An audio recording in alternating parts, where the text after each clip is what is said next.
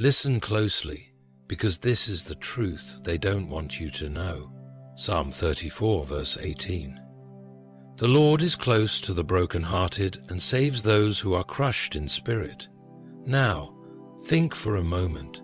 Have you ever felt the sting of betrayal? The deep ache that lingers long after someone you trusted walked away, leaving wounds that no one else can see? Perhaps they lied to you, manipulated you, abandoned you when you needed them most. Maybe they spoke ill of you behind your back, poisoning the hearts of others against you. And now, as you stand amidst the wreckage of their cruelty, you wonder, will they ever feel the weight of what they have done? Will justice ever be served? Will God let them go unpunished? My friend, you are not alone in this. God is watching. Every tear you cried in secret, every moment of pain you endured in silence, He saw it all. The eyes of the Lord are in every place, keeping watch on the evil and the good. Proverbs 15, verse 03. You may feel forgotten, but God does not forget. You may feel abandoned, but God never abandons. Those who have harmed you may believe they have escaped the consequences of their actions, but the word of God is clear. Do not be deceived. God is not mocked. For whatever one sows, that will he also reap. Galatians 6:7. You see, God's justice is not always immediate, but it is inevitable. The one who wronged you may seem to be thriving for now. They may laugh, they may celebrate, they may even act as if they feel no remorse for the pain they inflicted upon you. But deep within, their soul is unsettled. Their spirit is restless. And whether they admit it or not, they will face the consequences of their actions. It is not a matter of if, it is only a matter of when. There is something terrifying about being on the wrong side of divine justice. Unlike human revenge, which is impulsive and imperfect, God's retribution is precise, righteous, and inescapable. Look at the story of Pharaoh, who oppressed the children of Israel. He believed his power was absolute, that he could harm God's people without facing the consequences. But God's patience was not his approval. In due time, the plagues struck Egypt, and Pharaoh was brought to his knees. Exodus 7, verse 12. Similarly, those who have hurt you may seem untouchable now, but their downfall has already begun. They just don't see it yet. Have you ever seen a tree struck by lightning? At first it stands tall, its leaves still green, its branches still swaying. But deep within, destruction has begun. The roots are dying. The trunk is hollowing out. And before long that mighty tree crashes to the ground, powerless against the judgment that was set in motion the moment the lightning struck. So it is with those who inflict pain upon others. Their suffering may not be immediate, but the moment they chose to harm you, their fate was sealed. God's word promises that the wicked will fall by their own wickedness. Proverbs 11:05. The one who slandered you will one day hear their own name dragged through the mud. The one who betrayed your trust will one day feel the sting of abandonment. The one who thought they could break you will wake up one day and realize that they destroyed themselves. This is not your doing. This is God's divine justice. Many times, when we are deeply hurt, we ask, why doesn't God just remove them from our sight? Why does He allow us to witness their downfall? The answer is simple. He wants you to see that He never abandoned you. He wants you to understand that justice belongs to Him alone. He wants to show you that vengeance is not yours to seek, but His to deliver. Vengeance is mine, I will repay, says the Lord. Romans 12:19. God does not allow us to witness their suffering so that we may rejoice in it. No, He allows it so that we may find peace. Peace in knowing that we were never forgotten, that our pain was never ignored, that our cries for justice did not go unheard. So if you have been wronged, if someone has hurt you beyond measure, if you have been left wondering whether God will make things right, hold on. The signs are already there. The whispers of justice are already beginning to unfold. They lose the things they once took for granted. There is a strange and silent way that God delivers justice.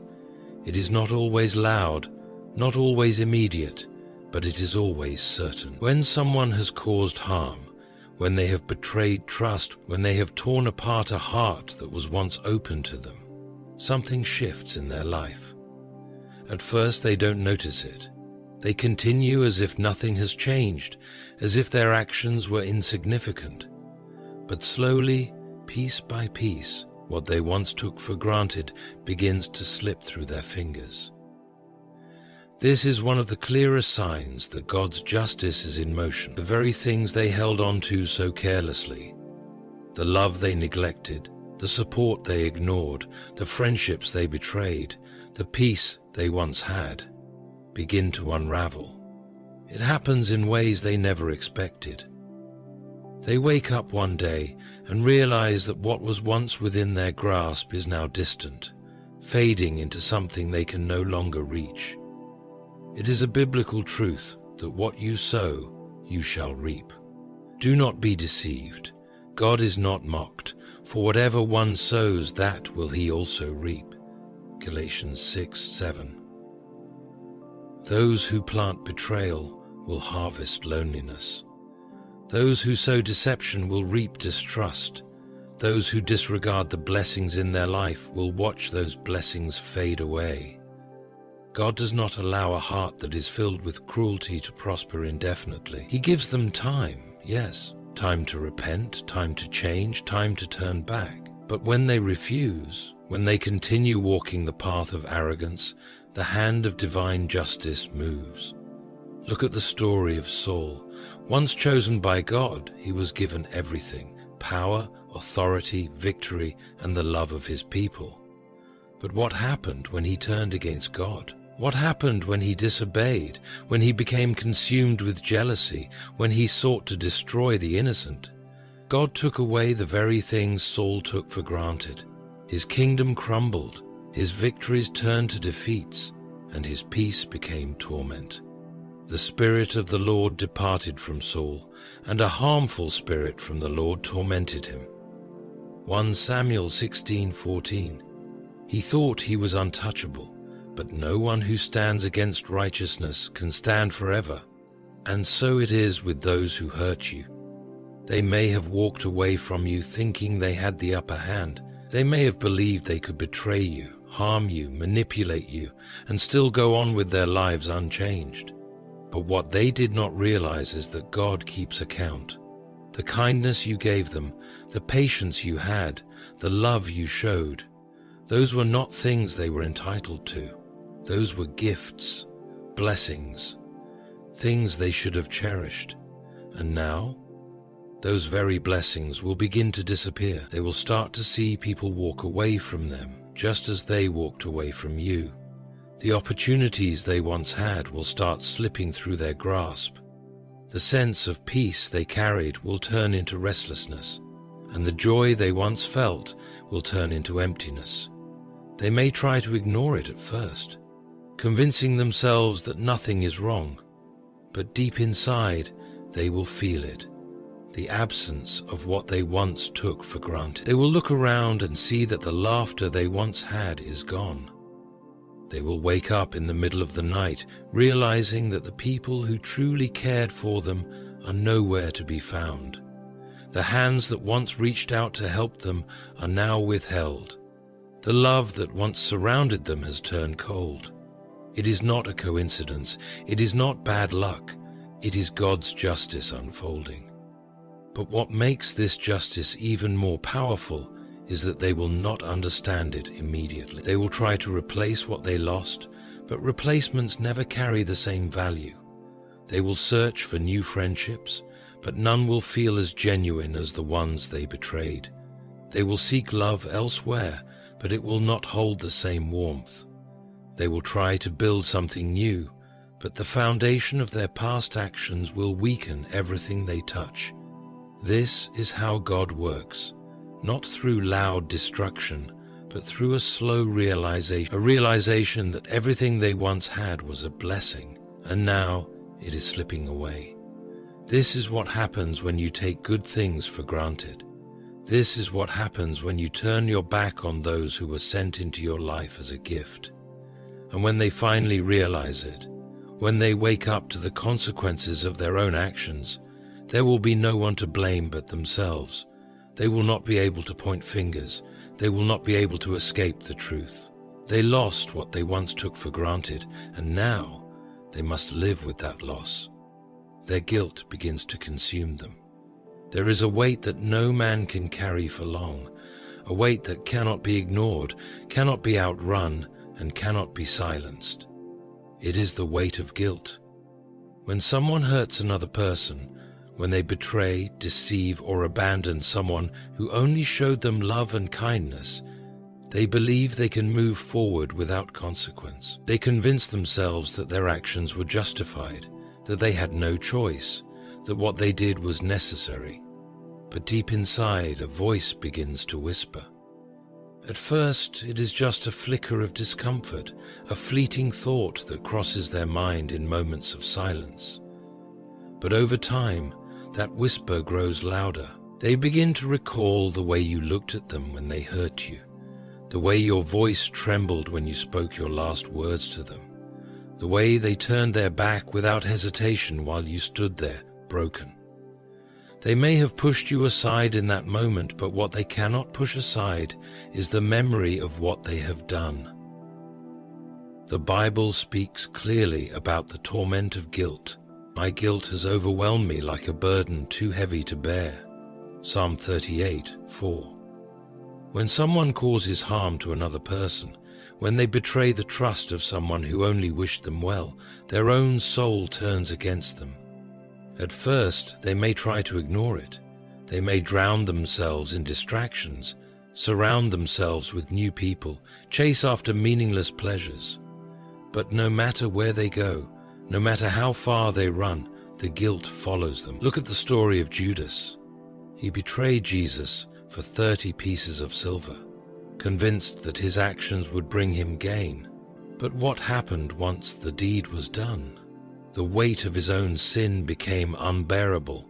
When Judas, who had betrayed him, saw that Jesus was condemned, he was seized with remorse. Matthew 27:3. He tried to return the silver, tried to undo what he had done, but it was too late. The guilt consumed him. He could no longer bear to live with himself. And so it is with those who have hurt you. They may pretend to be unaffected. They may smile. They may continue with their lives as if nothing has changed. But guilt is not something that can be erased by pretense. It lingers in the quiet moments. It creeps into their thoughts when they least expect it. Have you ever noticed how some people, after betraying others, suddenly change? How they become more irritable, more restless, more anxious? This is not by chance. The spirit within them is unsettled. Their soul knows what they have done, and it does not let them rest. The moments they once enjoyed no longer feel the same. The laughter they once shared feels hollow. They try to fill the void with distractions, with noise, with company. But in the stillness, in the solitude of the night, the memories return. They will remember your kindness. They will remember the words they spoke, the decisions they made, and they will feel the weight of it pressing upon them until it becomes unbearable. They will try to push it away, but guilt is a prison built by one's own hands. The very choices they made now bind them, and there is no escape.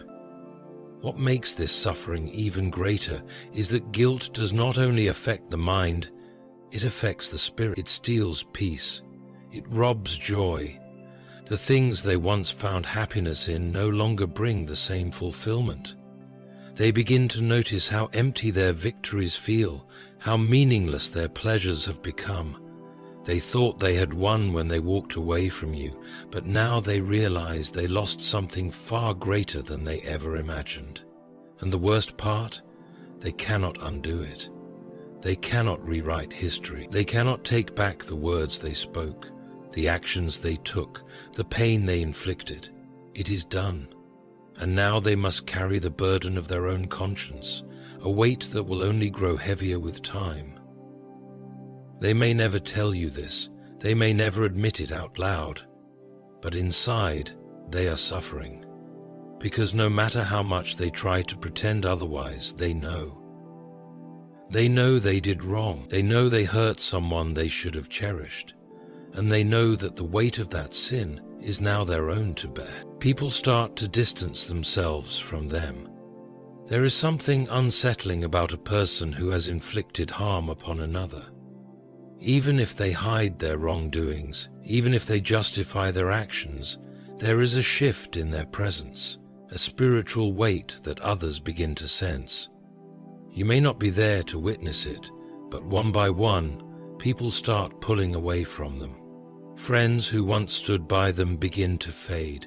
Family members who once admired them start keeping their distance. The relationships they took for granted begin to erode, and they don't understand why. But you see, this is no accident. It is God's divine justice in motion.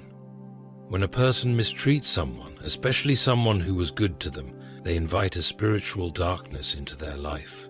They carry the burden of their actions like an invisible stain, and those around them, whether they realize it or not, begin to feel it. The warmth they once carried is gone. The respect they once held is slipping away. They try to maintain their image, but something about them is different now. The people in their life may not even be able to explain it, but they start keeping their distance. The Bible tells us, "Whoever sows injustice reaps calamity, and the rod they wield in fury will be broken." Proverbs 22:8. This means that those who act in cruelty, who betray, who tear others down, will see the effects of their own actions unravel before them. The very people they expected to always be by their side will start slipping away. Not because of anything obvious, not because of a great betrayal in return, but simply because God is moving things in the unseen. This is the part they never expected. When they hurt you, they believed they had won. They thought they had control over the situation, that they could move on without consequences. But what they didn't see was the hand of God already at work. The moment they chose to harm, to deceive, to mistreat, they set a chain of events into motion. And now the isolation begins. At first, it starts small, missed calls, unanswered messages. The people they relied on seem busier than before. The invitations to gatherings grow fewer. The laughter shared with friends doesn't feel the same. There is a tension in the air, a growing discomfort that they can't quite explain. And then it gets worse. People begin to see them for who they truly are. The truth of their actions, even if unspoken, starts to leak into their relationships. Maybe their closest friends notice a change in their behavior, the guilt in their eyes, the defensiveness in their words. Maybe their family senses an uneasiness in their spirit. God allows their own actions to betray them. They no longer carry the same confidence. The person they used to be, charming, charismatic, likable, now feels different. And people don't want to be around that energy anymore. Look at the story of King Saul. Once a leader loved by his people, he let jealousy and deceit take root in his heart. He pursued David, tried to destroy an innocent man, and in doing so he lost everything. His army no longer trusted him, his servants feared him, even the prophet Samuel, his closest spiritual guide, walked away from him. And Samuel did not see Saul again until the day of his death. 1 Samuel 15:35. He had once been surrounded by support, but in the end he died alone, desperate, abandoned, and broken. And so it is with those who harm others unjustly. At first they may not notice the shift. They may even blame others for distancing themselves. But deep inside they know. They feel the loneliness creeping in, the emptiness growing in their heart. The people they once called friends don't reach out like before. The sense of connection they once felt with their closest allies begins to fade. They try to ignore it, to pretend nothing has changed, but they cannot escape the reality. They are losing the people in their life, just as they once discarded you. And the worst part? They can't figure out how to fix it. They can't force people to stay. They can't undo the past. They can't erase the energy they now carry. They try to replace those who left, but no new friendships feel as genuine. They try to rebuild what they once had, but it doesn't work. Because this isn't just the natural course of life. This is spiritual consequence. God is revealing them for who they truly are. Their actions are returning to them in a way they never anticipated. And no matter how much they try to fight it, they cannot escape the truth. People are leaving them, and they are now standing alone. They struggle to find peace and happiness. There is a restlessness that follows those who have inflicted harm upon others, a deep and inescapable unease that lingers in their spirit. They may walk through life as if nothing has changed, wearing a smile, laughing among friends, pretending that their actions had no weight. But inside, where no one else can see, they feel the shift. Their soul is unsettled, their mind is weary. The peace they once carried is gone. This is one of the clearest signs of God's justice. When someone mistreats another, when they betray, deceive, or abandon the very person who was sent into their life as a blessing, something inside them begins to erode. It is not always immediate. At first, they may believe they have escaped. They may continue with their life, distracted by new relationships, new pleasures, new pursuits. But eventually the emptiness creeps in. The things that once brought them joy no longer feel the same. The excitement they once felt in life is replaced by a quiet, gnawing sense of discontent. The Bible speaks about this truth. There is no peace, says the Lord, for the wicked. Isaiah 48:22. When someone acts in cruelty, when they walk away from someone they were meant to protect, when they sow pain instead of love, they unknowingly curse themselves. The very peace they took for granted begins to slip away. This kind of suffering is different from external struggles. It is not about losing money, status, or relationships. It is about losing inner stillness, that deep, unshakable calm that allows a person to wake up in the morning without regret, to lay their head down at night without fear. No matter how much they pretend, no matter how many distractions they seek, they cannot silence the voice inside them that reminds them of their wrongdoing. They may try to chase happiness in material things. They may try to drown out the discomfort with entertainment, with company, with achievements, but none of it satisfies. What good is it for someone to gain the whole world, yet forfeit their soul? Mark 8:36. This is exactly what happens to those who have harmed others. They may have gained temporary advantage by their actions, but in the process they have lost the most valuable thing a person can possess: peace with God, peace with themselves. Have you ever seen someone who seems to have everything yet is never truly happy? They have success, yet they constantly search for more. They have relationships, yet they always feel alone. They have moments of laughter, yet deep inside they are never truly at ease. This is the life of someone who has walked in betrayal, someone who has chosen self-interest over love, someone who has hurt another without remorse. The spiritual weight of their actions follows them, casting a shadow over every moment of their lives. Consider the story of Cain. After he wrongfully took his brother Abel's life, thinking that his actions would go unnoticed, what happened? God marked him not with immediate destruction, but with a life of restless wandering. You will be a restless wanderer on the earth.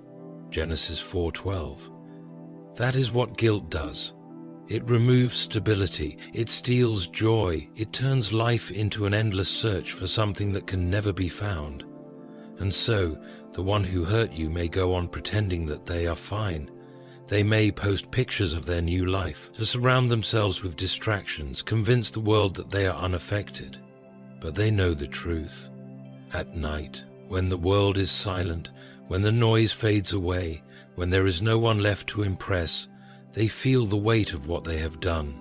Their peace is gone, and no amount of success, pleasure, or companionship can bring it back. What makes this justice so profound is that it cannot be seen from the outside. No one can take away another person's peace, but God can. He removes it in a way that cannot be repaired with money or power. It is an emptiness that follows them wherever they go, a quiet reminder that their actions were not forgotten, that their betrayal came at a cost. And so they search. They try to find that feeling of contentment they once had. They try to rebuild a sense of joy, but it doesn't come, because once peace is taken by God, it does not return so easily. They face repeated failures and setbacks. There is a truth that many overlook when they choose to harm others, a truth that is woven into the very fabric of God's justice. The way you treat others will always come back to you. It may not happen immediately, it may not be seen by the world, but in time the consequences will unfold. Those who have wronged you, those who have betrayed your trust, those who have caused pain without remorse, watch close, because their path will be marked by failure after failure, setback after setback. This is not a coincidence. It is not just bad luck. It is the weight of their own actions returning to them. The Bible warns, whoever digs a pit will fall into it. If someone rolls a stone, it will roll back on them. Proverbs 26:27. Those who plotted against you, those who thought they could mistreat you and still succeed, are now walking into the very traps they set. They may not see it at first, but failure has begun to wrap itself around them like a chain, pulling them down at every turn. They may start a new job, expecting success, only to find doors closing in their face. They may attempt to build a new relationship, only to see it crumble before it even begins. Every step they take forward is met with an invisible resistance, something they cannot explain but cannot escape. They once moved through life with ease, but now every effort they make is met with struggle. This is not by chance. This is divine intervention. Look at the story of Haman in the book of Esther. He was a man who sought to destroy an innocent man, Mordecai, and in doing so he set up his own downfall. He built gallows, thinking he would hang Mordecai upon them. But what happened? So they hanged Haman on the gallows that he had prepared for Mordecai. Esther 7:10. The very trap he set for another became his own destruction. This is how God works. He allows the plans of the wicked to collapse upon themselves. And so, those who harmed you will begin to feel this unraveling. The confidence they once had is shaken. The things they pursued no longer come easily. Every time they think they have found stability, something slips away. And the worst part? They won't understand why. At first, they will blame others. They will blame circumstances. They will convince themselves that it is just a rough season. But no matter what they do, the same pattern repeats itself. Opportunities lost, relationships broken, efforts wasted. The success they once walked in so freely is now out of reach. This is a slow and painful process, one that breaks a person down from the inside. Because failure is not just about external loss. It is about the realization that something is wrong, that something deeper is at play. They will try to fix it. They will try to regain control. But it will feel as if they are walking against the wind, as if an invisible force is blocking their every move. The Bible says, "The Lord does not let the righteous go hungry, but he thwarts the craving of the wicked." Proverbs 10:03. This means that those who act in wickedness, those who harm others, will always find themselves frustrated. They will reach for success, but it will not come. They will chase happiness, but it will slip through their hands. And as time passes, they will start to see the pattern. They will begin to wonder why everything seems to be going wrong, why every door they knock on remains closed, why the things they once took pride in no longer bear fruit, and slowly, painfully, they will start to realize it is not the world working against them. It is not just bad luck.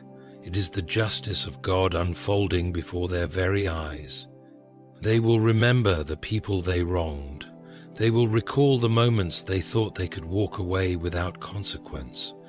And in the quiet moments when no one is watching, they will feel the weight of their own actions pressing down on them. The very thing they thought they could escape has now become the very reason they are struggling. They realize too late what they lost. There is a pain greater than guilt, a suffering deeper than regret. It is the pain of realizing too late what you once had and can never regain. This is the agony that follows those who have mistreated, betrayed, or abandoned someone who was sent into their life as a blessing. They did not see your worth when you were standing beside them. They took your kindness for granted, dismissed your loyalty, and assumed you would always be there. And now, when the dust has settled and they look around, they see the emptiness of their choices. This is how divine justice works. God does not always punish with immediate loss. Sometimes He allows people to walk forward in their own arrogance, only for them to turn back and realize they left behind the greatest treasure they ever had. The realization does not come all at once. It begins as a whisper, a subtle discomfort, an unshakable feeling that something is missing. They may ignore it at first, convinced that they have moved on. They may fill their time with new relationships, new experiences, distractions that temporarily numb the absence, but nothing ever feels the same. The Bible warns of this kind of loss. For what is a man profited if he shall gain the whole world and lose his own soul? Matthew 16:26. Many people believe they are gaining when they walk away from something good. They think they have won when they betray, deceive, or discard someone who was placed in their life by God. But what they fail to realize is that everything comes at a cost, and the price of hurting someone who was genuine, someone who cared, someone who was faithful, is that they will one day look back and mourn the loss of what they can never have again. At first, they do not see it. They feel free, confident in their decision, perhaps even relieved that they no longer have to deal with the presence of the one they wronged. But over time, something shifts. They encounter people who do not treat them with the same patience, the same kindness, the same love. They seek comfort in others, only to realize that no one else understands them the way you did. They pursue happiness, only to find themselves feeling empty. The connections they took for granted no longer exist. The support they once had is gone. The presence they assumed was replaceable proves to be one of a kind. This is not a coincidence. This is a divine lesson. God allows them to experience the absence of what they rejected so that they may come to understand the weight of their actions. It is easy to take something for granted when it is readily available. It is easy to mistreat a person when you assume they will always be there. But when that person is gone, when their warmth is replaced by the cold indifference of the world, the truth becomes unbearable. Look at the story of the prodigal son. He believed he could leave his father's house, take his inheritance, and live as he pleased. For a time he enjoyed his choices, indulging in all that life had to offer. But when his resources ran out, when his friends disappeared, when he was left with nothing, he suddenly saw what he had lost. But when he came to himself, he said, "How many of my father's hired servants have food to spare, and here I am starving to death?" Luke 15:17. He did not realize the value of what he had until it was gone. And so it is with those who have wronged you. They may not see it now. They may not feel it immediately. But a day will come when they will remember you in a way that breaks them. They will recall your patience, your kindness, your unwavering support. They will remember the times you forgave them, the times you stood by them, even when they did not deserve it. And in that moment they will know they lost something they will never find again. They will search for someone like you, but no one will match your heart. They will long for the connection they once had, but it will remain out of reach. They will realize that while they were busy chasing temporary pleasures, they let go of something that was irreplaceable. This is a pain that lingers, a suffering that cannot be erased, because the worst kind of loss is not the one that happens suddenly. It is the one you recognize when it is far too late. Their own actions return to haunt them. There is a truth woven into the very fabric of the universe. No deed goes unnoticed. No action is without consequence, and no betrayal remains unanswered. Those who have wronged you may believe they have escaped judgment, that they have moved on without repercussions, that they can live their lives untouched by the harm they inflicted. But what they do not realize is that their own actions will follow them like a shadow, creeping up on them when they least expect it. This is the justice of God. Not always immediate, but always certain. The one who deceives, who betrays, who wounds an innocent soul, does not walk away unchanged. Even if they appear to be thriving, even if their life seems to be moving forward, there is a reckoning waiting for them in the path ahead. The very choices they made, the very pain they caused, the very deceit they spread will one day return to them in ways they never imagined. The Bible warns of this spiritual law. Do not be deceived. God is not mocked. For whatever one sows, that will he also reap. Galatians 6:7. This is not a possibility, it is a guarantee.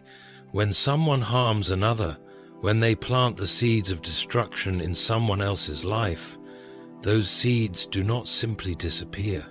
They grow, they multiply, and eventually they return to the one who planted them. At first they do not see it.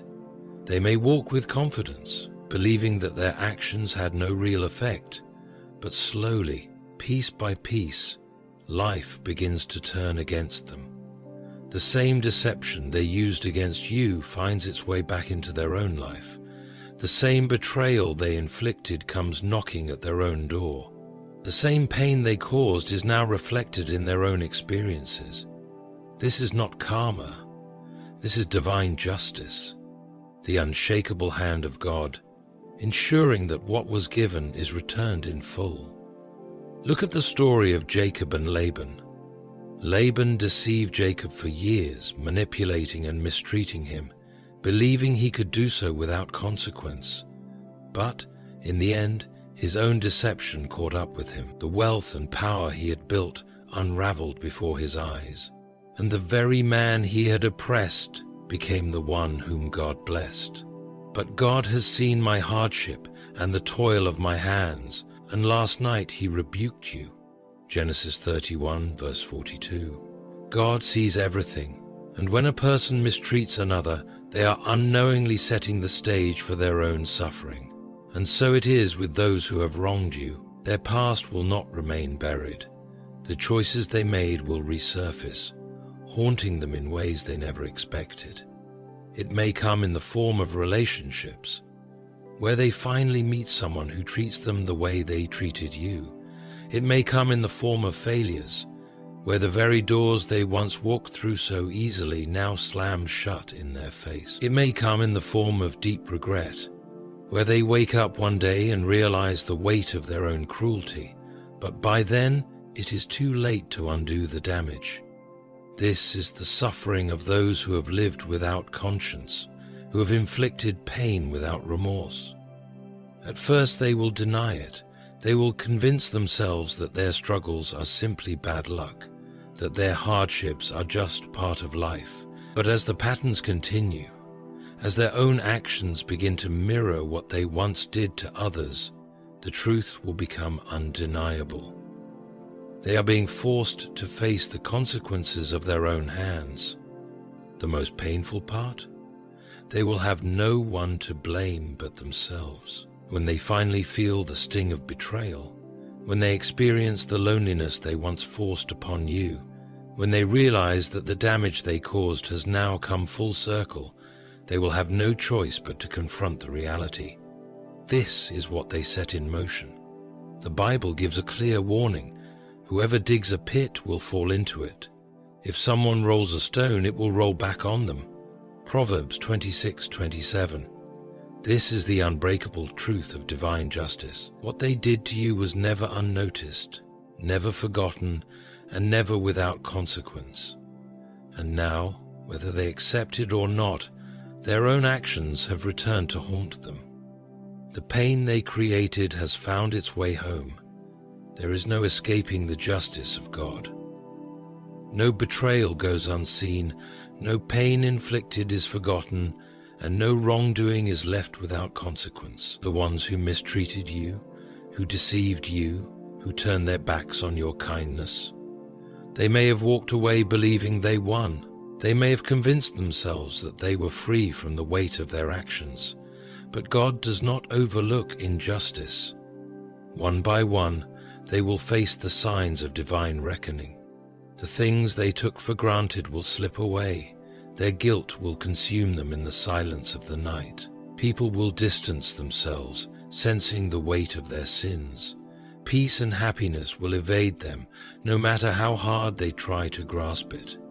Failure will become a pattern they cannot break. They will wake up one day and realize too late what they lost. And worst of all, their own actions will return to haunt them, a mirror reflecting all they have done. This is not about wishing harm upon them. This is about understanding the divine order of justice. You do not need to seek revenge. You do not need to carry the burden of bitterness. God is already handling it.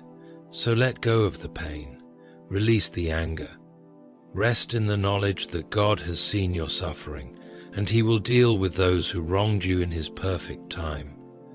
Your role is not to seek retribution, but to walk forward in faith, knowing that the God who watches over you is also the God who fights for you. The Bible assures us the Lord will fight for you. You need only to be still. Exodus 14:14. Trust in that promise. Leave the past behind and move forward with the confidence that your pain was not in vain, your tears were not wasted, and your justice is already unfolding. Have you ever wondered what it would be like to move through life unshaken by the chaos around you?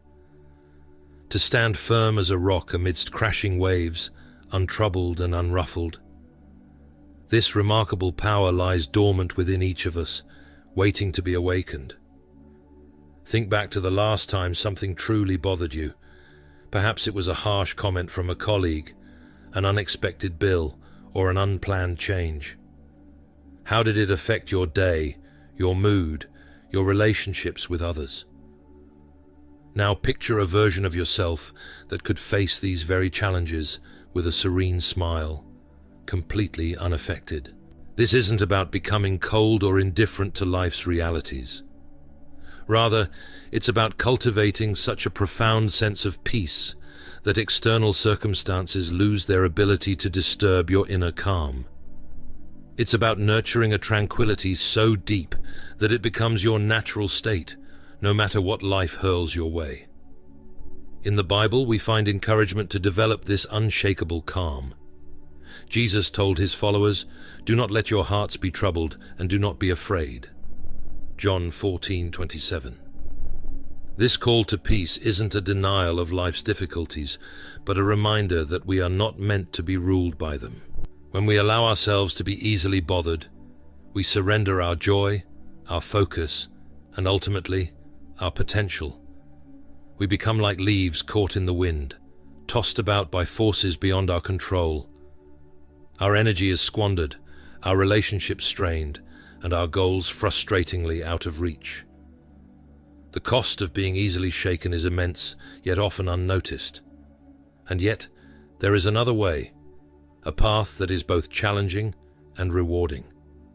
It is the path of unshakable calm, of inner peace so profound that it radiates outward, touching everything and everyone around us. Think of the people you admire most. Chances are they possess this remarkable quality of equanimity. They face life's trials with a steady gaze and a calm demeanor. These individuals are not superhuman. They have simply mastered the art of remaining untroubled in a troubled world. This mastery is not reserved for a select few. It is available to anyone who is willing to embrace the path of peace.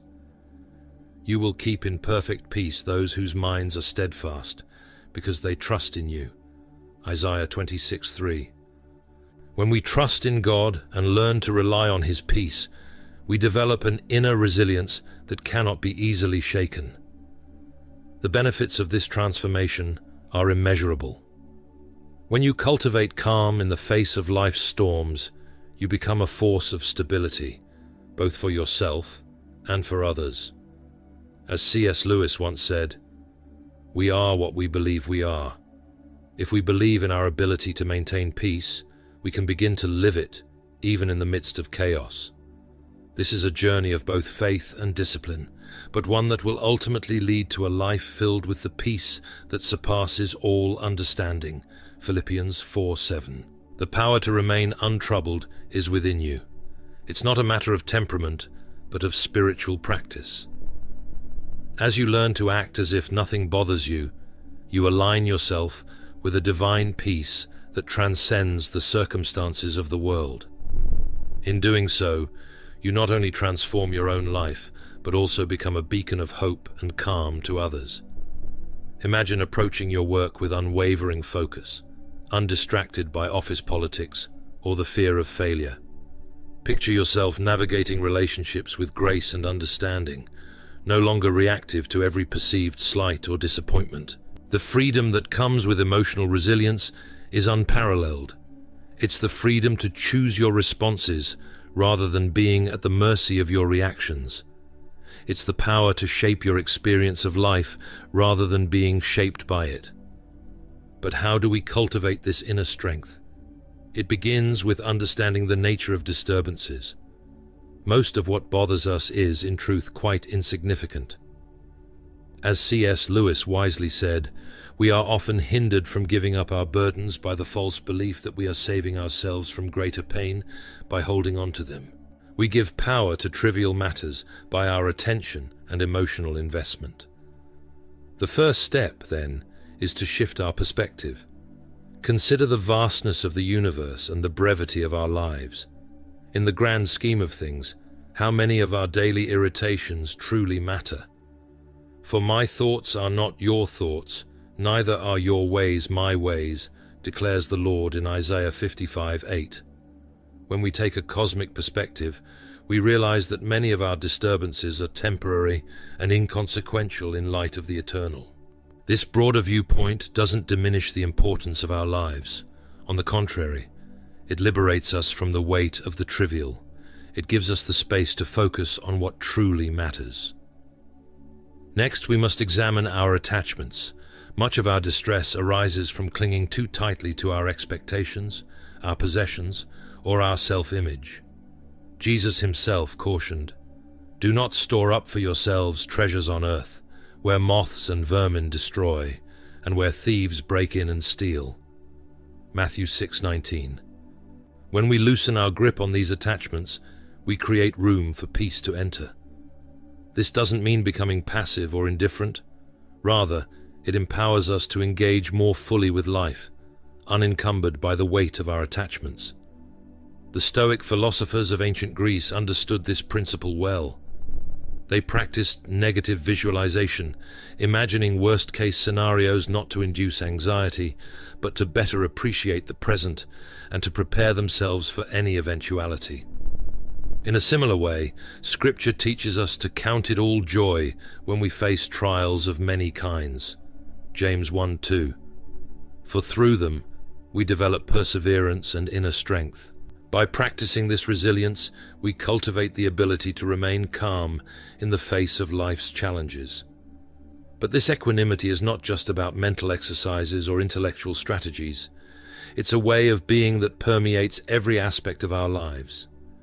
It's about choosing, moment by moment, to remain centered regardless of external circumstances. You will keep in perfect peace those whose minds are steadfast because they trust in you. Isaiah 26:3. It's about recognizing that our peace is too precious to be given away to every passing disturbance. This choice becomes easier with practice. Each time we resist the urge to react impulsively, we strengthen our inner resolve. Each moment we choose peace over agitation, we reinforce our commitment to remaining unshaken. Over time, this practice becomes our default state, our natural way of being. The beauty of this practice is that it's self-reinforcing. As we cultivate inner peace, we begin to attract more peaceful circumstances. As Proverbs 16:7 says, "When the Lord takes pleasure in anyone's way, he causes their enemies to make peace with them." When we commit ourselves to peace, we invite God's presence to guide and protect us, ensuring that peace flows through our lives, touching everything we encounter. The freedom that comes with emotional resilience is within our reach. By consistently choosing peace over disturbance, we become a living testimony to the power of equanimity in a troubled world. In doing so, we not only transform our own experience of life, but also become a source of stability and peace for others. As we cultivate emotional resilience, our relationships improve because we respond to others with understanding rather than reactivity. Our work becomes more effective because we approach challenges with clear-headed focus rather than stress-induced panic. Moreover, this inner calm has a ripple effect. Just as anxiety and stress are contagious, so too is peace. When we develop our own inner tranquility, we contribute to the calm of those around us. We become islands of peace in a sea of chaos, offering others a glimpse of what's possible. In Scripture, we are reminded of the power of peace. Blessed are the peacemakers, for they will be called children of God. Matthew 5:9. As we embrace peace, we become conduits for God's peace in a world that desperately needs it. By living in calm, we influence those we encounter, offering them the same peace we've nurtured within ourselves. But this path isn't without its challenges. There will be moments when our resolve is tested, when the old patterns of reactivity threaten to reassert themselves. Yet, with each test, we grow stronger. The testing of your faith produces perseverance, James 1:3, and each challenge becomes an opportunity to deepen our practice and recommit to inner peace. The key to cultivating unshakable calm is consistency. Just as a musician must practice daily to master their instrument, so too must we practice equanimity daily to master our minds. This means being mindful in our everyday interactions, catching ourselves in moments of potential disturbance, and choosing a different response. Proverbs 4:23 encourages us to guard your heart above all else, for it determines the course of your life. When we guard our hearts and minds, we shape our responses and consequently our experience of life. Many practices that can support our inner calm. Meditation is a powerful tool for developing mental clarity and emotional stability. Even a few minutes of quiet reflection each day can dramatically shift our baseline state of mind. Be still and know that I am God, Psalm 46:10, reminds us of the power of stillness in God's presence. Physical practices like yoga or Tai Chi are also immensely helpful. These ancient disciplines teach us to unite body and mind, find stillness in movement, and maintain balance amidst change. They serve as practical metaphors for navigating life's challenges with grace and poise. But perhaps the most powerful practice is simply paying attention. By observing our thoughts and emotions without judgment, we create space between stimulus and response. In this space lies our freedom to choose, our power to remain untroubled regardless of circumstances. The Apostle Paul writes in Philippians 4:6-7, "Do not be anxious about anything, but in every situation, by prayer and petition, with thanksgiving, present your requests to God, and the peace of God, which transcends all understanding, will guard your hearts and your minds in Christ Jesus." In this sacred space of peace, we discover our true freedom, the freedom to respond with grace, curiosity, and compassion, rather than fear or anger. As we develop this capacity, we begin to see life's challenges differently. What once seemed like insurmountable problems now appear as interesting puzzles to solve. We move from being victims of circumstance to becoming authors of our experience. This shift in perspective is liberating. No longer do we feel at the mercy of external events. Instead, we recognize our power to shape our inner world, regardless of what's happening around us. This is true freedom, not the absence of challenges, but the ability to meet them with equanimity and faith. As we cultivate inner strength, we also become more effective in all areas of life. Our relationships deepen as we bring presence, understanding, and compassion to every interaction. Let your gentleness be evident to all. The Lord is near. Philippians 4:5. In this way, we become instruments of God's peace, transforming not only our lives, but the lives of everyone we encounter.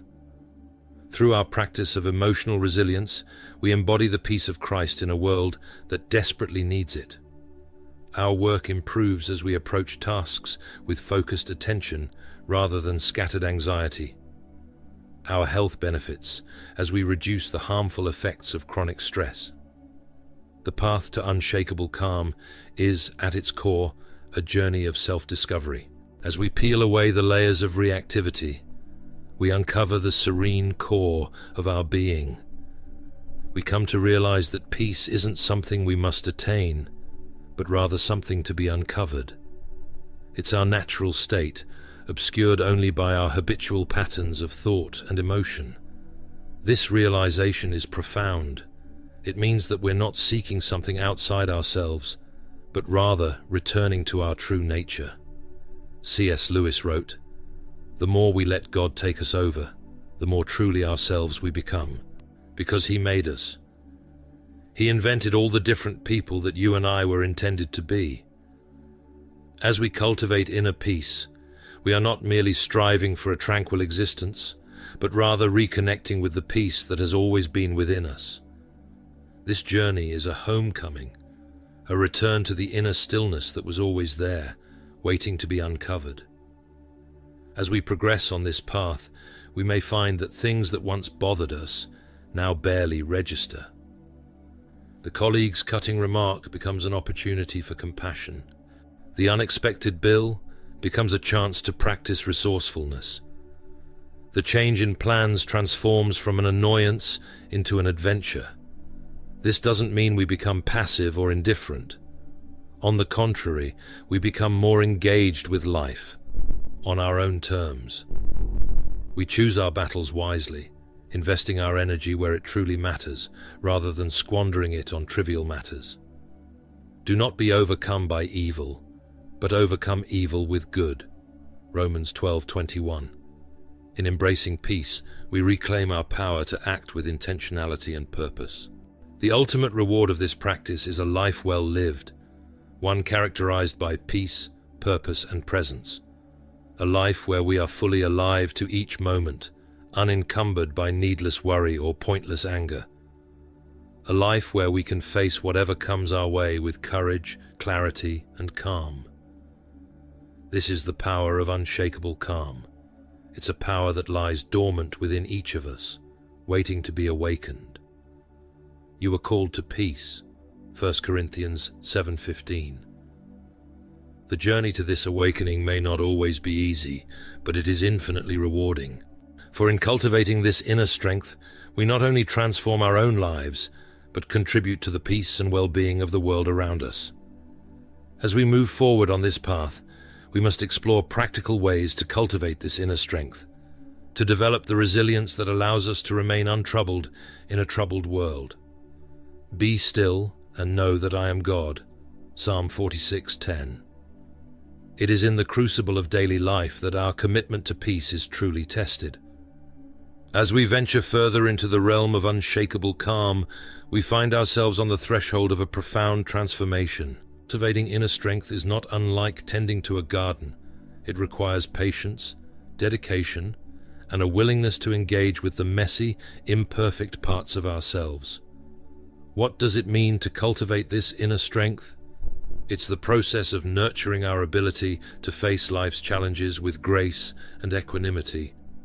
It's about developing a broader perspective that allows us to see beyond the immediate disturbances and connect with a deeper sense of purpose and meaning. Consider for a moment the last time you felt truly strong inside. Not physically strong, but emotionally and mentally resilient. What was different about that moment? How did you perceive the world around you?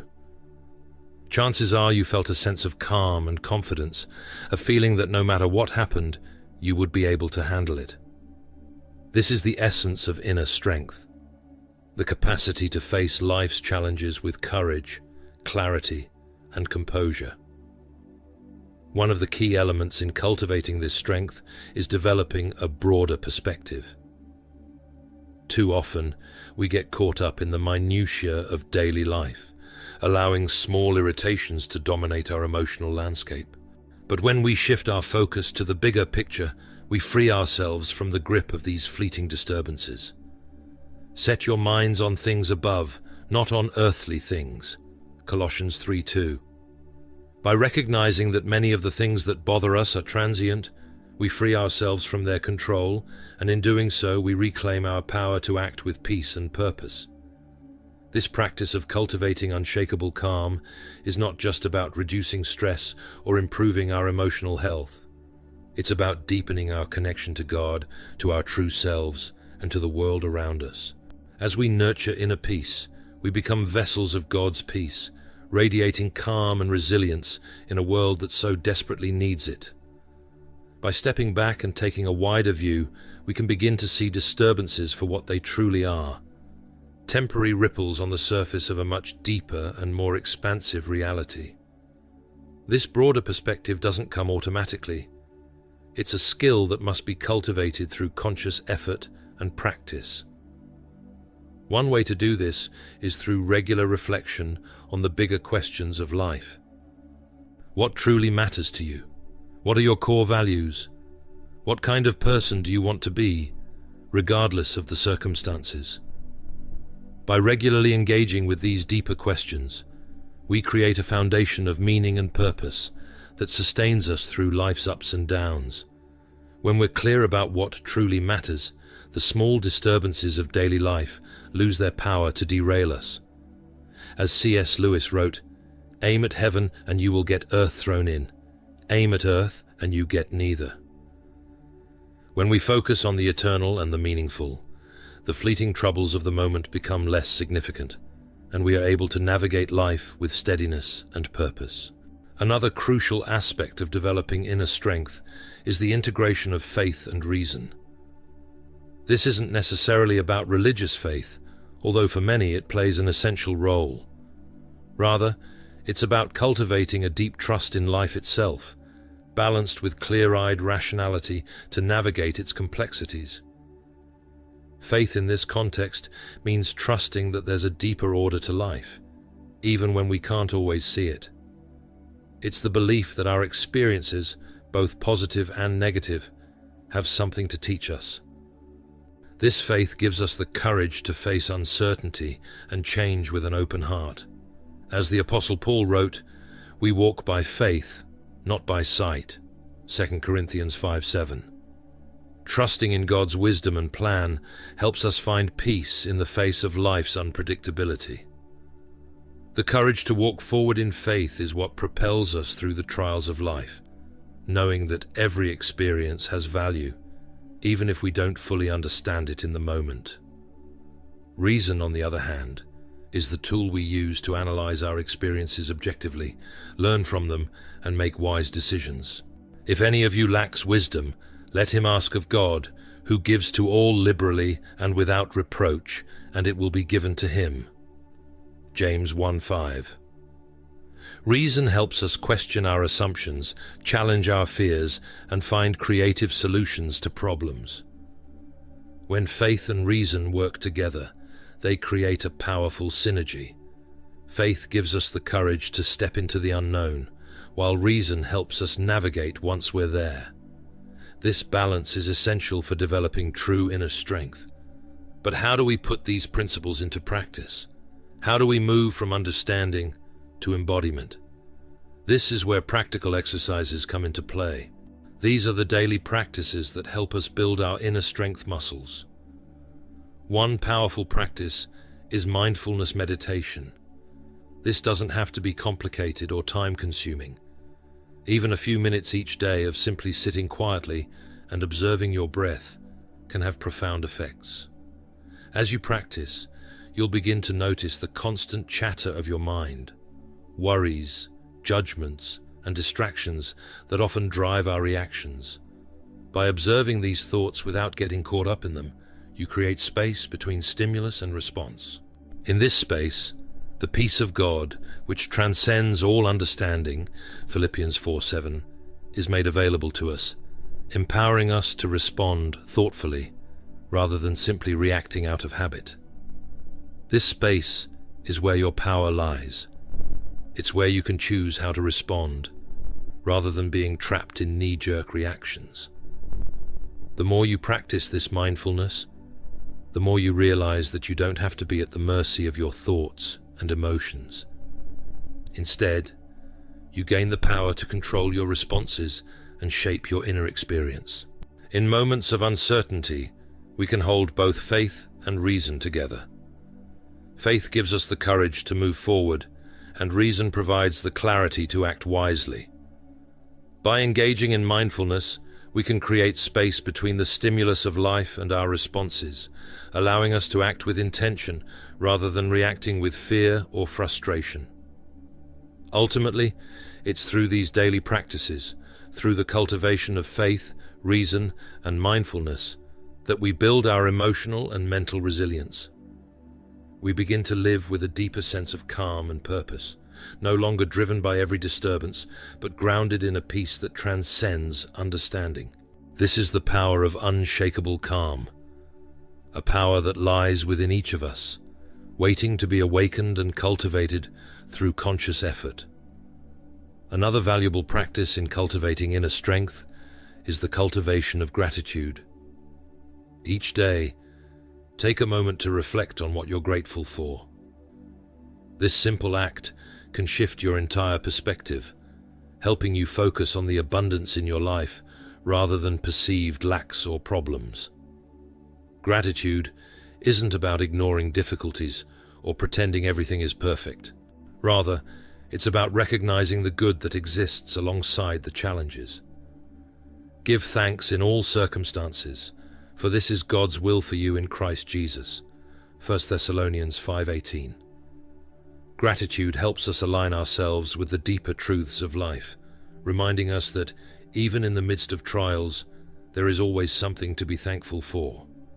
This balanced perspective is a cornerstone of inner strength, allowing us to embrace both the good and the difficult with grace. Physical practices also play a crucial role in developing inner resilience. Regular exercise, for instance, not only strengthens your body but also builds mental toughness. Physical training is of some value, 1 Timothy 4:8, but more importantly, the discipline required to maintain a consistent exercise routine spills over into other areas of life, enhancing your overall sense of self-control and capability. Just as we strengthen our muscles through regular training, we strengthen our mental and emotional muscles through disciplined practice. Practices like yoga or Tai Chi, which integrate physical movement with mindfulness, are particularly powerful. These disciplines teach us to maintain calm and balance even as we move through challenging postures, serving as a perfect metaphor for navigating life's difficulties with grace. As you engage in these practices, you may encounter obstacles. Old habits of reactivity may resurface. You might find yourself slipping back into patterns of worry, anger, or impatience. This is normal and to be expected. The key is not to berate yourself when this happens, but to gently redirect your focus. A righteous man falls 7 times and rises again. Proverbs 24:16. Cultivating inner strength is a journey, not a destination. Each challenge you face is an opportunity to deepen your practice, to recommit to your path of growth and self-discovery. As C.S. Lewis wrote, failures are fingerposts on the road to achievement. Every step, even the setbacks, helps us grow stronger. One common obstacle to cultivating inner strength is the belief that inner peace means becoming passive or indifferent. Nothing could be further from the truth. True inner strength allows you to engage more fully with life, not less. It gives you the courage to stand up for what's right, to pursue your goals with passion, and to love deeply without fear of loss. Jesus modeled this in his life, showing that peace doesn't mean avoiding conflict, but responding to it with wisdom, grace, and courage. Blessed are the peacemakers, for they will be called children of God. Matthew 5:9. True inner strength empowers us to face life with resolve, not retreat from it. Another obstacle is the fast-paced nature of modern life. In a world of constant stimulation and distraction, it can be challenging to find the time and space for inner work. This is where the practice of creating boundaries comes in.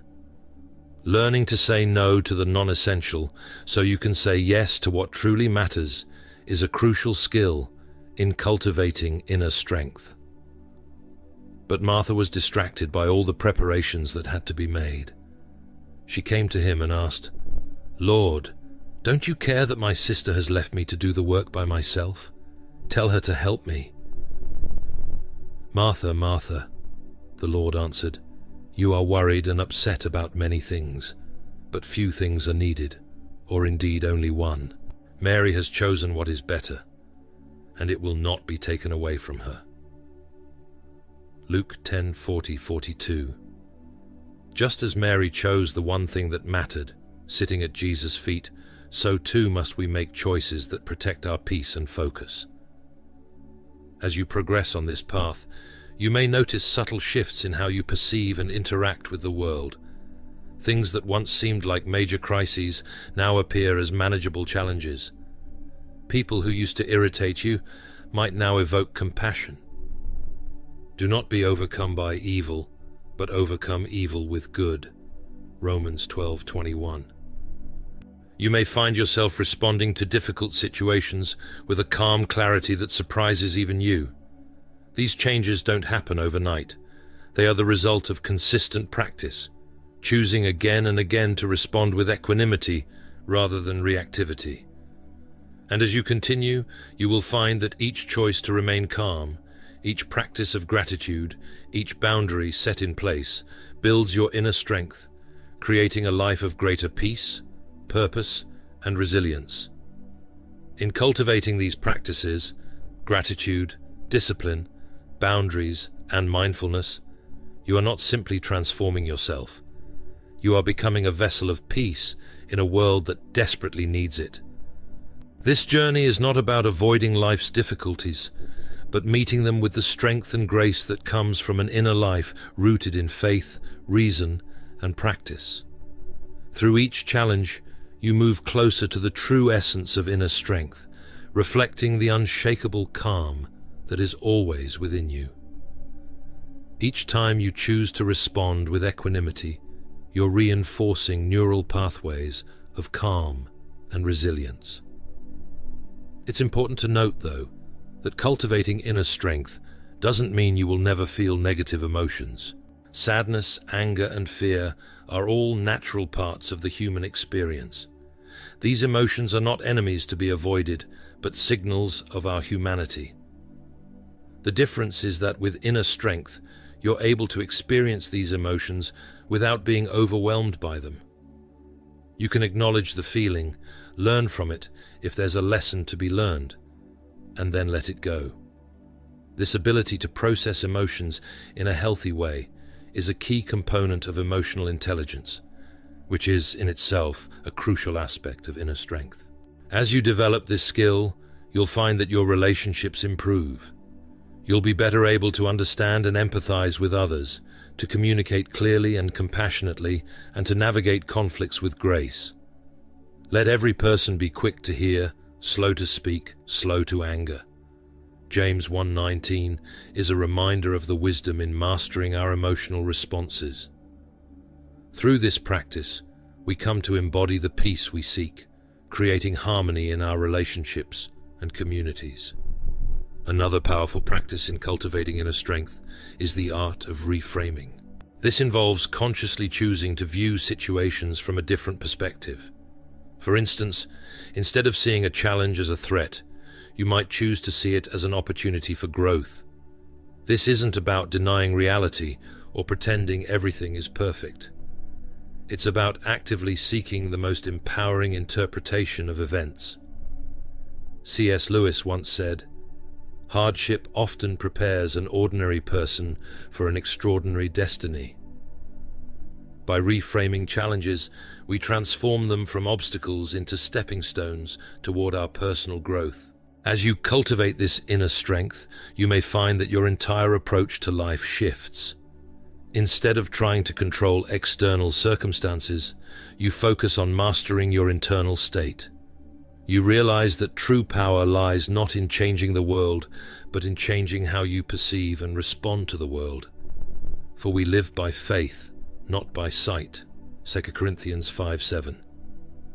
This shift in focus is liberating. No longer are you at the mercy of circumstances beyond your control. Instead, you recognize that regardless of what's happening around you, you always have the power to choose your response.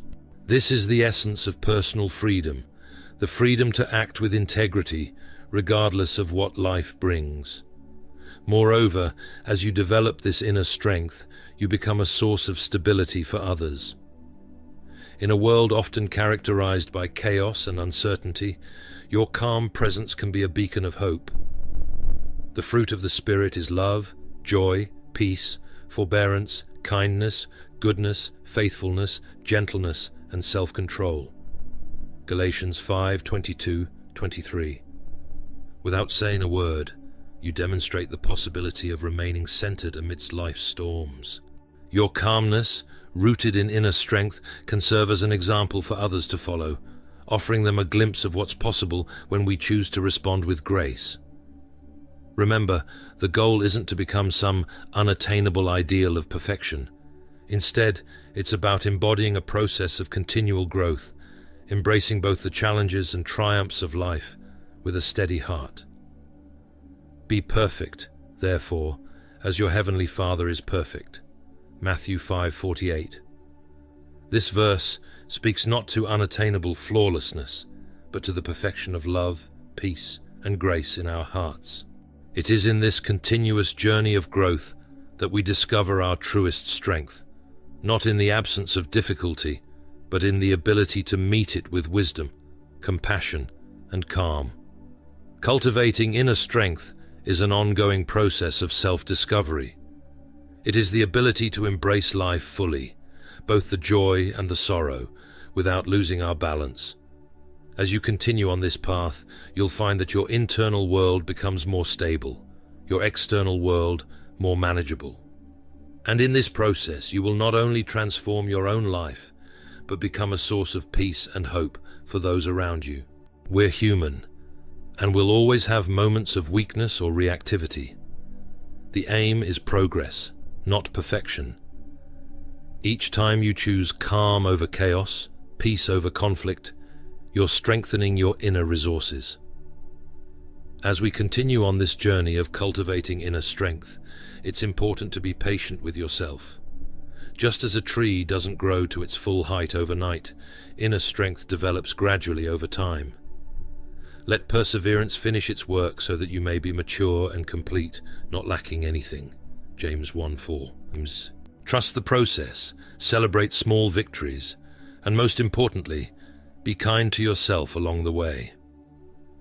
The path of inner strength is not always easy, but it is infinitely rewarding. With each step, you're not just changing your own life, but contributing to the peace and well-being of the world around you. The Bible encourages us, the fruit of the Spirit is love, joy, peace, forbearance, kindness, goodness, faithfulness, gentleness, and self-control. Galatians 5:22-23. As we cultivate inner calm and resilience, we create a ripple effect that touches every area of our lives. This ripple effect extends beyond our personal growth, affecting how we interact with others and shaping the world we live in. As we move forward, we'll explore how this inner strength translates into daily life. How does it affect our relationships, our work, and our approach to challenges? How can we live in a way that reflects and reinforces this inner calm? These are the questions that will guide us as we continue our exploration of living a life untroubled by the chaos of the world.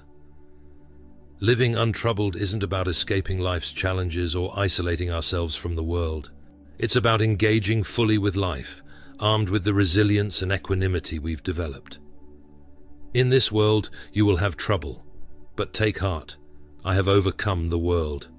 John 16:33. Jesus reminds us that difficulty is inevitable, but so is the peace he offers. Living untroubled means moving through the world with a sense of grace and ease, regardless of external circumstances. How would your life change if you could maintain your inner peace no matter what happened around you? How would you approach your relationships, your work, your dreams? The answers to these questions hold the key to unlocking a life of true freedom and fulfillment. One of the most profound effects of living untroubled is the ripple effect it creates in our relationships. When we cultivate inner peace, we naturally become a calming presence for others. Peacemakers who sow in peace reap a harvest of righteousness. James 3:18. Our interactions take on a new quality of depth and authenticity. We are no longer reacting from a place of insecurity or fear, but responding from a wellspring of inner strength. This shift in our way of being can transform even the most challenging relationships. Conflicts that once would have escalated into arguments now become opportunities for understanding and growth. We are able to listen deeply, to empathize genuinely, and to communicate with clarity and compassion. In our professional lives, this untroubled state manifests as unwavering focus and productivity. No longer distracted by petty office politics or consumed by work-related stress, we're able to pour our full energy and creativity into our tasks. We become problem solvers rather than problem dwellers, approaching challenges with calm confidence that inspires those around us. Whatever you do, work at it with all your heart, as working for the Lord, not for human masters. Colossians 3:23. Our ability to focus and bring our best selves to our work creates an environment of peace and productivity, ultimately contributing to our success and the well-being of others. But perhaps the most significant change occurs in our relationship with ourselves. As we learn to live untroubled, we develop profound self-acceptance. We no longer feel the need to prove our worth or seek constant validation from others. Instead, we find a quiet confidence in who we are. You are my beloved Son. With you I am well pleased. Mark 1:11. This self-acceptance doesn't mean we stop growing or improving. On the contrary, it provides a stable foundation from which we can pursue personal growth without the desperate striving that often characterizes self-improvement efforts. We're able to set goals and work toward them with passion and persistence, but without attaching our self-worth to the outcome. Living untroubled also changes our relationship with time. Instead of constantly rushing towards some future moment or dwelling on past regrets, we learn to inhabit the present fully. This is the day that the Lord has made. Let us rejoice and be glad in it. Psalm 118:24. We realize that peace is found in the present moment, not in some distant future or in revisiting past mistakes. By living fully in the present, we cultivate a life that is rich with purpose, meaning, and satisfaction. As we continue on this journey of cultivating inner strength, we embrace the freedom to live untroubled, peacefully, purposefully, and passionately. This is the life we are called to, a life that not only transforms us, but radiates out to those around us, offering hope and stability in a world that so often feels unsettled. Each moment becomes an opportunity to experience life in its richness. This presence allows us to find joy in the simple things: a beautiful sunset, a child's laughter, the taste of good food. We are no longer always chasing after the next big thing, but able to appreciate the abundance that exists in each moment.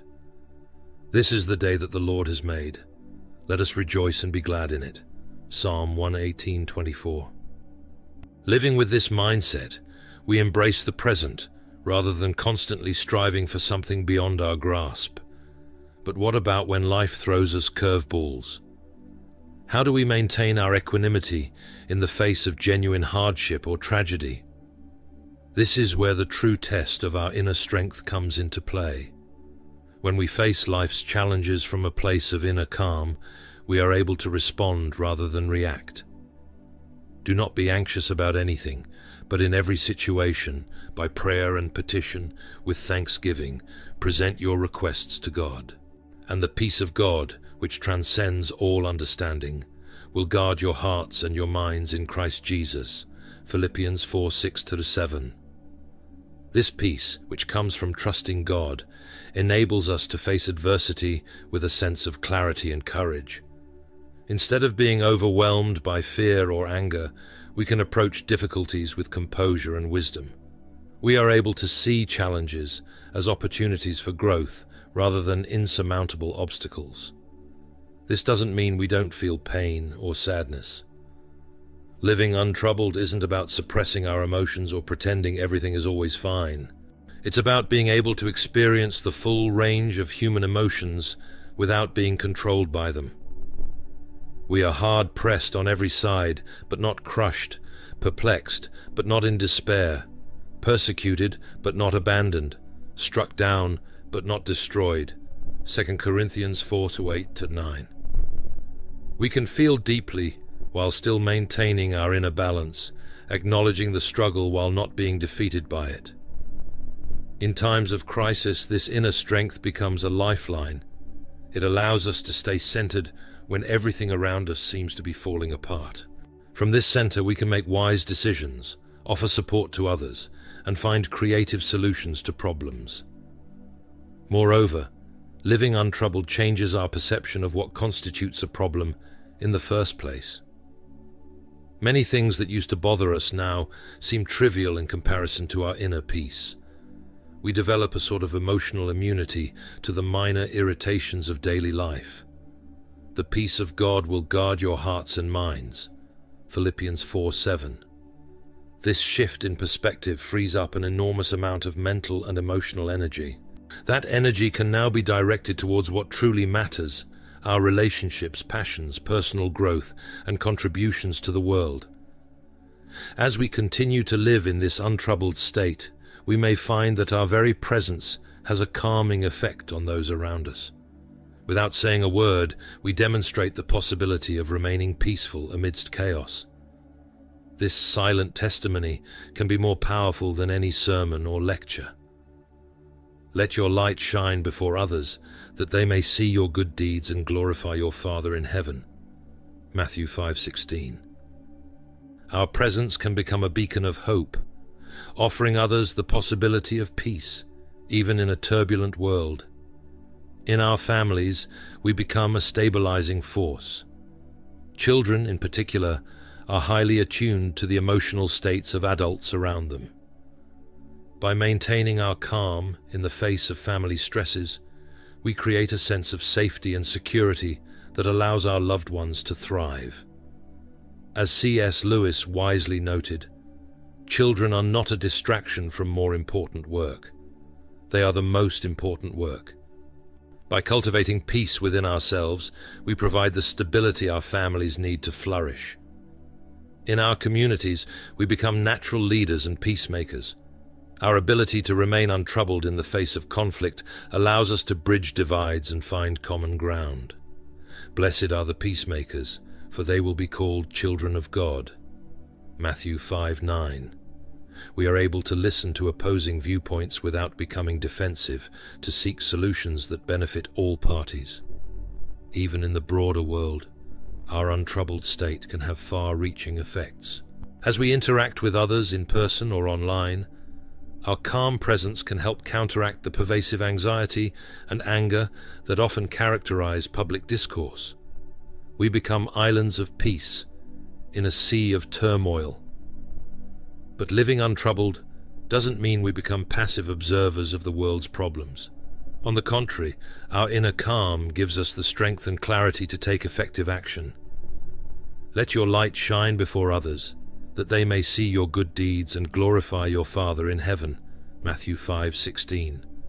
We're able to work towards positive change without becoming overwhelmed by the magnitude of the challenges we face. This is the paradox of living untroubled. By letting go of our need to control everything, we actually become more effective in creating positive change.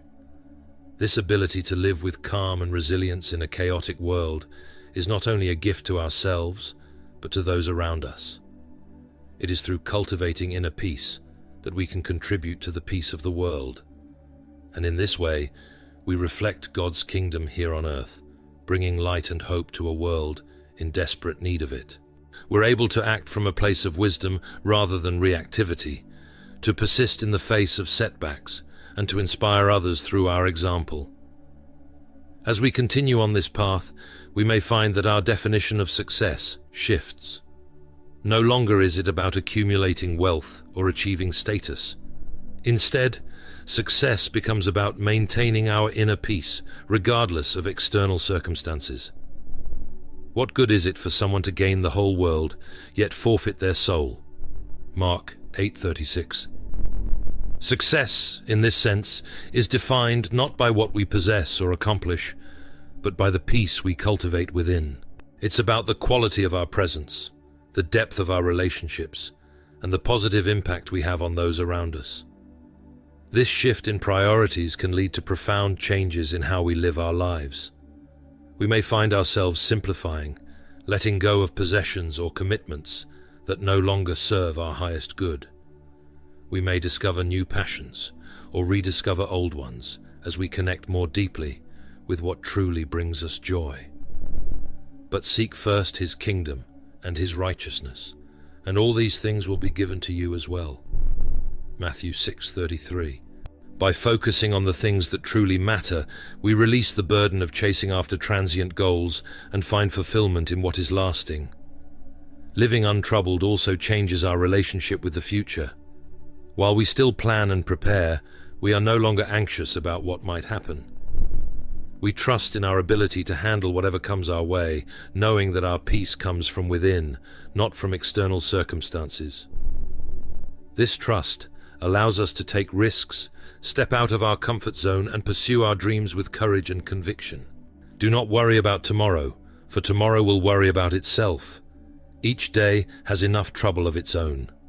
Matthew 6:34.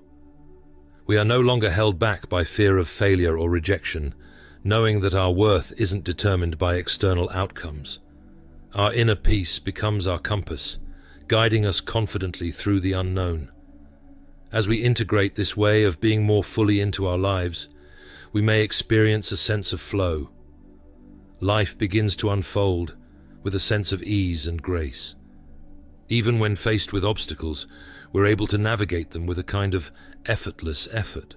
This doesn't mean life becomes perfect or that we never face difficulties, but our response to life's ups and downs changes dramatically.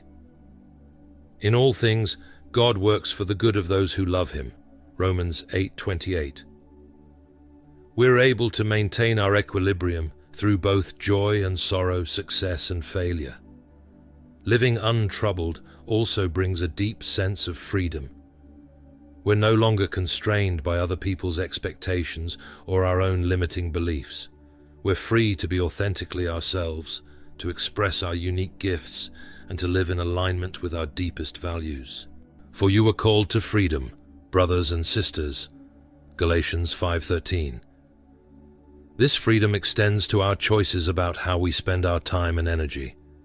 We become more discerning about what we allow into our lives, choosing experiences and relationships that nourish our soul rather than drain our energy. As we continue to live in this untroubled state, we may find that synchronicities and opportunities seem to multiply in our lives. This isn't because the universe has suddenly started favoring us, but because we're more open to recognizing and seizing opportunities when they arise. Ask, and it will be given to you. Seek, and you will find. Knock, and the door will be opened to you. Matthew 7:7. Our relationships tend to deepen and improve. As we become more at peace with ourselves, we're able to connect more authentically with others. We attract people who resonate with our energy, and our interactions become more meaningful and fulfilling. In our professional lives, we may find that our work takes on a new quality of excellence. Free from the distractions of stress and anxiety, we're able to focus more fully on our tasks and bring our full creativity and intelligence to bear on problems. Whatever you do, work at it with all your heart, as working for the Lord, not for human masters. Colossians 3:23. Our work becomes more purposeful and productive, grounded in the calm we carry within. But perhaps the most profound change is in our moment-to-moment experience of life. We develop a deep appreciation for the beauty and wonder of existence. Even ordinary moments become infused with a sense of sacredness. This appreciation doesn't depend on everything going our way. We're able to find beauty and meaning even in difficult circumstances. The earth is the Lord's, and everything in it, the world, and all who live in it. Psalm 24:1. This ability to maintain our inner light, even in dark times, is one of the most powerful aspects of living untroubled. It is through the cultivation of inner peace that we can continue to shine, regardless of external circumstances. As we near the end of our exploration, it's important to remember that living untroubled is not a destination we reach once and for all. It's an ongoing practice, a way of being that we recommit to each day, each moment. Take up your cross daily and follow me. Luke 9:23. There will still be times when we lose our center, when we react instead of respond, when we get caught up in the drama of life. But with practice, these times become less frequent and less intense. We're able to return to our center more quickly, to regain our equilibrium with greater ease. The key is to be gentle with ourselves, to approach this practice with patience and compassion. Each moment is a new opportunity to choose peace, to live from a place of inner strength and calm. As we continue on this path, we become living examples of what's possible. Our lives become a testament to the power of inner peace, inspiring others to embark on their own journey of self-discovery and growth. You are the light of the world. A town built on a hill cannot be hidden. Matthew 5:14. In a world that often seems chaotic and troubled, choosing to live untroubled is a radical act. It's a declaration that we refuse to be defined by our circumstances. We choose to create our own inner reality, regardless of what's happening around us. This choice, made moment by moment, day by day, has the power to transform not only our own lives, but the world around us. For as we cultivate peace within ourselves, we contribute to the peace of the world. As we come to the close of this exploration, we're left with a question. How will you choose to live? Will you allow the chaos of the world to disturb your inner peace? Or will you choose to stand firm in your inner strength, living a life untroubled by the storms that rage around you? The choice is yours, and in that choice lies the power to create a life of profound peace, purpose, and fulfillment. A life that not only brings you joy, but also contributes to the healing and upliftment of the world. May you find the strength to choose wisely, to live fully, and to remain untroubled in the face of life's challenges. For in doing so, you become a light in the world, a beacon of hope and possibility for all who cross your path. Now, before we finish, let's pray for a prayer for inner peace and strength. Heavenly Father, we come before you with hearts filled with gratitude for the peace you offer, a peace that transcends understanding. Thank you for reminding us that true strength comes not from our circumstances, but from you. Help us to remain grounded in your presence, unshaken by the storms of life, and to respond to the world with grace, wisdom, and love. Lord, as we seek to live untroubled, grant us the courage to embrace each day with an open heart, to see challenges as opportunities for growth, and to find beauty even in the midst of hardship. Fill us with your calm, so that we may be a source of peace to those around us, a beacon of hope in times of uncertainty. Guide us in cultivating the strength to choose peace over conflict, joy over worry, and love over fear. May our actions reflect the serenity of your Spirit, and may we inspire others to walk the path of peace with us. Lord, grant us the wisdom to discern what truly matters, the patience to trust in your perfect timing, and the faith to know that you are with us always. We commit to living with unwavering peace, rooted in your love, and we ask for your guidance as we walk this journey of self-discovery. In moments of weakness, may we return to you for strength. In times of joy, may we give thanks to you for your grace. And in all things,